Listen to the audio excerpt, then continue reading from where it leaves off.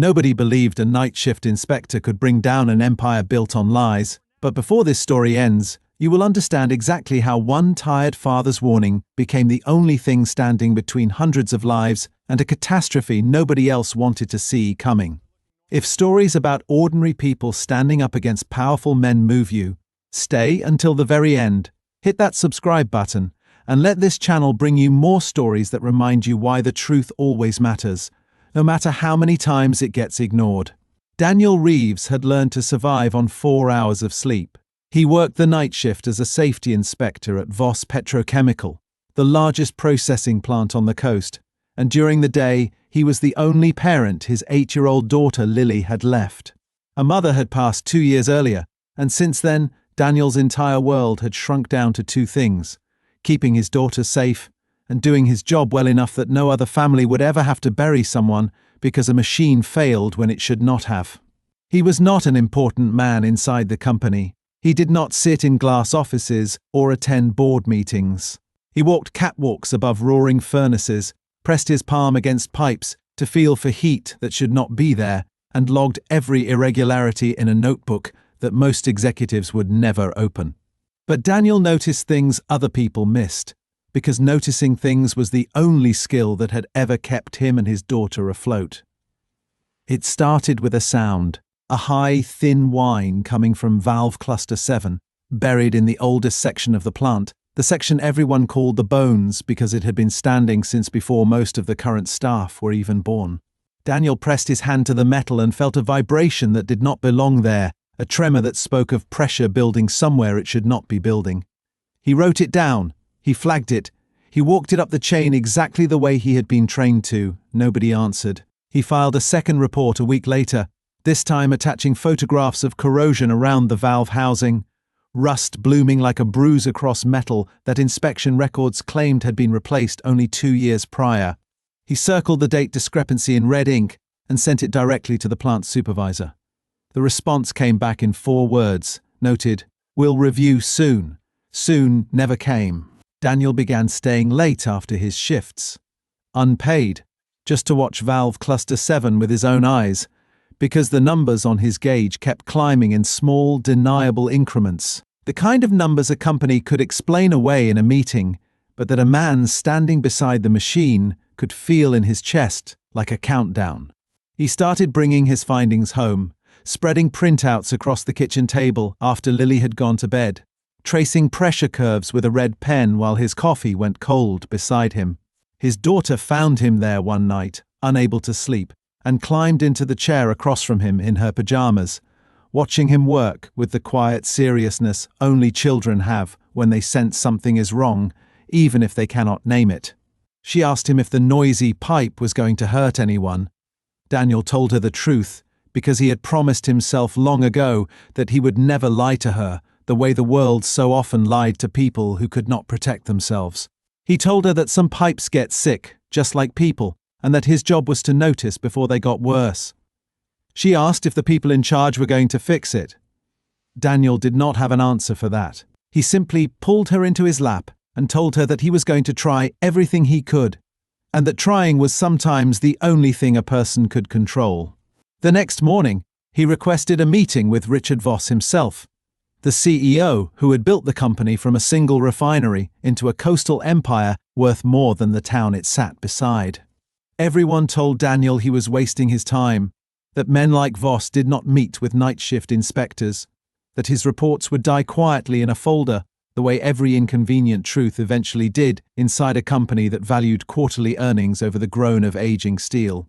But Daniel requested the meeting anyway, because somewhere between his daughter's question and his own restless nights, he had decided that silence was no longer an option he could live with.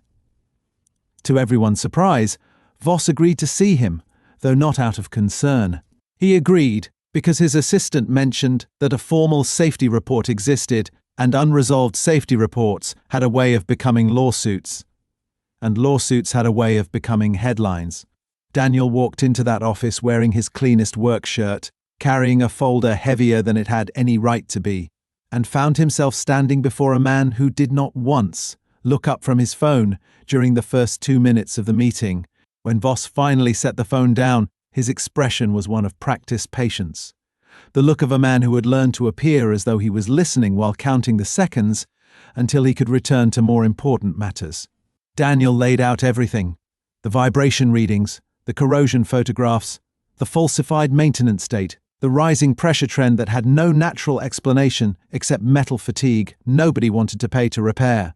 He explained, as plainly and urgently as he could, that valve cluster 7 was not simply overdue for maintenance, it was actively failing, and that if it ruptured under current load, the resulting pressure release could ignite the surrounding vapor cloud within seconds. Voss listened, or appeared to, and then he said the words that would haunt Daniel for the rest of his life. He said the plant had been running for 30 years without a catastrophic failure, that Daniel's concerns, while appreciated, were the kind of caution that looked good on paper but cost the company millions in unnecessary downtime, and that the scheduled shutdown for Cluster 7 was already planned for 6 months out, during the next fiscal quarter, when the numbers would allow for it. He told Daniel that safety was, of course, the company's top priority, right before he told him that the maintenance budget for this year had already been finalized and could not be reopened. Daniel tried once more. He said that pipes did not wait for fiscal quarters to fail, that a rupture would not check the calendar before it happened, that 6 months might as well be 6 lifetimes for the men working beneath that section every single day. Voss's expression hardened into something colder, something that made it clear the conversation was over, whether Daniel accepted it or not. He thanked Daniel for his diligence, called him a valuable member of the safety team, and had his assistant show him out. Daniel left that office with his folder still in his hands, and a hollow feeling in his chest that felt disturbingly close to grief. The same feeling he remembered from standing beside a hospital bed 2 years earlier, watching machines do everything modern medicine could do and still not be enough. He drove home that night past the plant's lights glittering against the dark water, and for the first time in years he found himself afraid of the place that had fed his family for a decade. He did not stop watching the valve. He could not. Every night shift became an act of quiet defiance, walking the catwalk above Cluster 7 with his flashlight and his gauge, recording numbers that kept climbing no matter how many times he wished they would not. He filed 2 more reports. Both were acknowledged with the same hollow corporate language and filed away exactly where he expected them to be filed, in a drawer where good intentions went to be forgotten. 3 weeks after his meeting with Voss, on a night that began like any other, Daniel was walking his usual route when the whine from Cluster 7 changed pitch, rising into something sharper, more urgent, a sound his body recognized before his mind fully processed it. He grabbed his radio and called it in immediately, his voice steady despite the fear cutting through him, ordering an emergency evacuation of the surrounding units.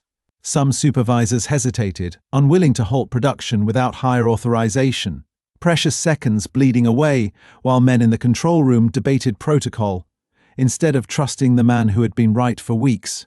Daniel did not wait for authorization. He ran the length of the catwalk himself, banging on doors, shouting warnings, physically pulling 2 younger workers away from their stations when they froze in confusion, dragging them toward the emergency stairwell as the whine behind them climbed into a scream of stressed metal.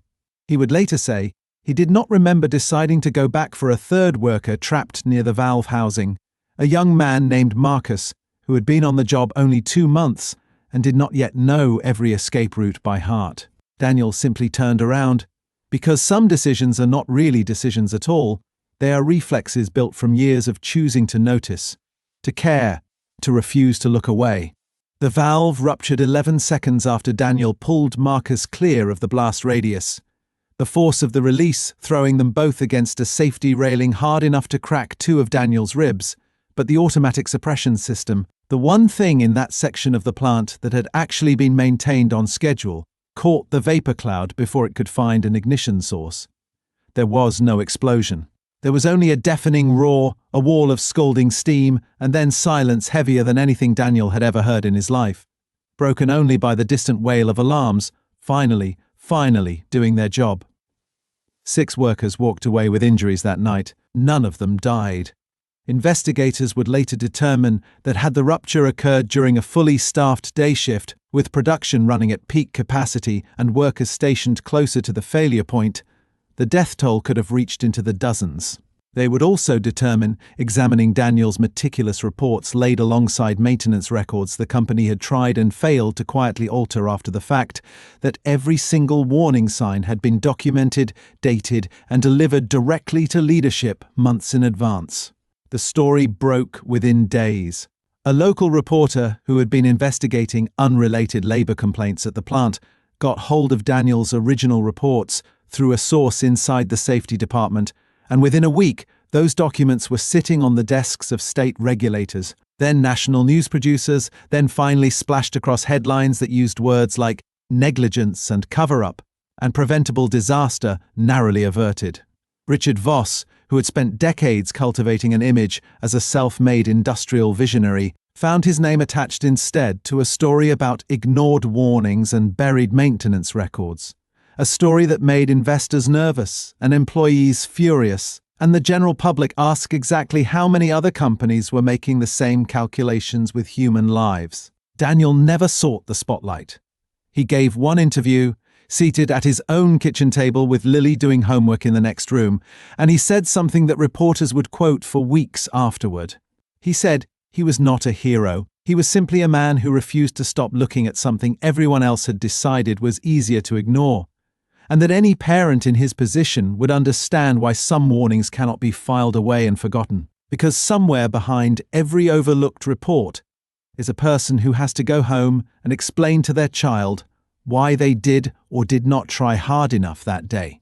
The fallout inside Voss Petrochemical was swift and merciless in the way corporate collapses often are, all at once after appearing slow for years. The board, facing shareholder lawsuits and a federal investigation into falsified maintenance records, voted to remove Richard Voss as chief executive within a month of the incident. He left the company he had built without a public statement, his once celebrated legacy reduced to a cautionary case study taught in business ethics courses about the true cost of prioritizing quarterly numbers over the people who make those numbers possible in the first place. The company that emerged from the wreckage of that scandal looked very different. New leadership, brought in specifically to rebuild trust with a furious workforce and a skeptical public, made an unusual decision.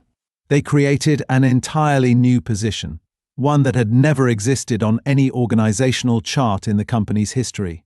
An independent safety authority with the power to halt operations without needing approval from anyone above them, a role designed specifically so that no future Daniel Reeves would ever again have his warnings die quietly in a drawer. They offered that position to Daniel himself. He almost said no. Standing in the plant one final time as an inspector rather than an executive, staring up at the catwalks he had walked 1,000 nights in near silence, he thought about walking away entirely, taking Lily somewhere far from furnaces and pressure gauges and men who measured lives against fiscal quarters. But then he thought about Marcus, about the 5 other workers who had gone home to their own families that night instead of becoming names on a memorial plaque. And he thought about every worker at every plant like this one, who deserved someone in their corner, who would not stop watching, would not stop asking questions, would not stop caring even when caring was inconvenient and expensive and unwelcome in rooms with glass walls. He accepted the position, but only after negotiating one condition into his contract that had nothing to do with salary or authority. He insisted that every safety report filed by any employee at any level be personally reviewed within 72 hours, with a written response required regardless of the outcome, so that no one ever again had to wonder if their warning had simply vanished into silence. It became known throughout the company as the 72-hour rule, and within a year, 3 other companies in the same industry had quietly adopted versions of it themselves, unwilling to risk becoming the next headline about warnings nobody listened to until it was almost too late. At home, life did not transform into something unrecognizable, because Daniel had never wanted fame, only safety for the people around him and stability for his daughter. He still made her breakfast every morning before school, still sat across from her at that same kitchen table doing homework in the evenings, though now the printouts he spread beside her workbooks belonged to a job with real authority behind it instead of reports destined for a forgotten drawer. Lily, older now and fiercely proud of her father, in the particular unguarded way only children can be, sometimes told her classmates that her dad was the man who stopped an explosion, and Daniel always gently corrected her, telling her that he had not stopped anything alone, he had simply refused to stop looking, and that sometimes refusing to look away is the bravest thing a person can do, even when nobody around them seems to notice. Years from now, when people study what happened at Voss Petrochemical, they will talk about corroded valves and falsified records and a fiscal quarter that mattered more than it should have to men in glass offices. But the real story was never about pipes or profits at all. It was about a tired father who noticed a sound nobody else was listening for, who kept writing down the truth even when the truth kept getting ignored, and who understood, in the end, that the people most easily overlooked by power are often the very ones standing closest to the danger everyone else refuses to see. His warning was ignored until everything fell apart, but when it finally did, it was his voice, steady and unwavering through every closed door, that ultimately kept the worst from happening. And that, more than any title or promotion, was the legacy he had always been building. One overlooked report at a time, one late night at the kitchen table at a time, one small act of refusing to look away at a time.